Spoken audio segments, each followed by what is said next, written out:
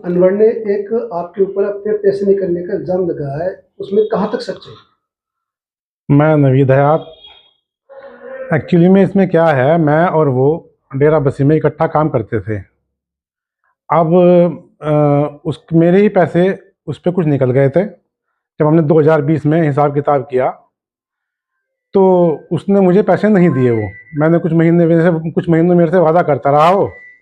उसके बाद क्या हुआ, मैंने पूरी बिरादरी की पंचायत की जिसमें सब बिरादरी के सब जिम्मेदार लोग थे।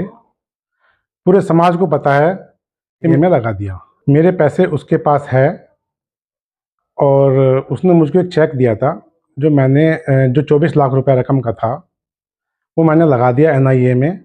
अब वो उसके डर की वजह से उससे डर रहा है। उसे पता है कि उसमें जेल जाना है, उसमें उस पर फाइन होना है, उसे मेरे पैसे देने हैं लीगली। तो उसकी वजह से ड्रामेबाजी कर रहा है वो।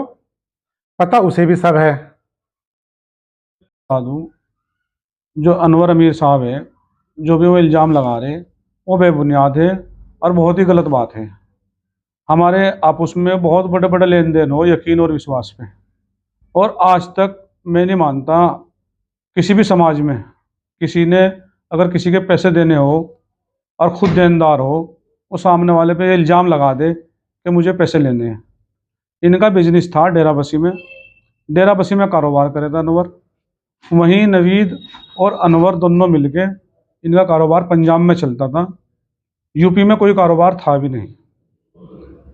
ये जब लेन देन इनका हुआ और बिगाड़ आया हिसाब किताब का, हमारे यहाँ बिरादरी की पंचायत हुई, इनके घर पे पंचायत हुई अनवर अमीर साहब के, और उसमें बिरादरी के सभी जिम्मेदार मौजूद थे।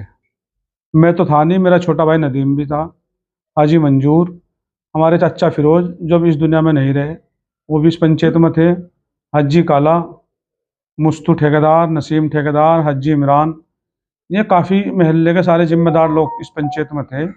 और जो पैसे का लेन देन का मामला था वो नवीद हयात के पैसे अनवर के पास निकलते थे। अब अनवर जो बात कह रहा है 2018 का मामला, अब 2024 में कह रहा कि मेरे इतने करोड़ रुपए निकल ले। अगर किसी के पास 20 करोड़ भी हो और उसके 1 करोड़ कहीं गुम हो जाए तो वो अपने पैसों को तलाशता है। और 2 करोड़ की रकम आज 5-6 साल के बाद कह रहा कि मेरे निकल ले, कोई भी इस बात पे सच्चाई नहीं है। ये बिल्कुल सरासर झूठ बात है। किसी को इस तरह बदनाम नहीं करना चाहिए। अगर कोई एक इज्जतदार आदमी है, सम्मानित आदमी है, शरीफ आदमी है, अगर उसके लिए इस तरह वीडियो बना के डाली जाए, उनकी इज्जत को नीलाम करा जाए, मैं नहीं मानता ये बात सच और सही है। क्योंकि इससे कारोबार पे बहुत फ़र्क पड़ता है सबके, जो आपस में लेन देन करते हैं। जो हमारा कारोबार है हमारी बिरादरी का, खास तौर से वो यकीन और विश्वास पे चलता है। इससे क्या होता है, फिर कोई उधार भी नहीं देता पैसे और कारोबार में कोई यकीन विश्वास नहीं रखता। ये बिल्कुल सारे इल्ज़ाम बेबुनियाद है, इसमें हम सब लोग मौजूद थे। और ये बात चाचा फिरोज जब जिंदा थे, आज नहीं है, वो बैठक पर भी गए थे, बैठक वालों को भी सच्चाई सब मालूम है।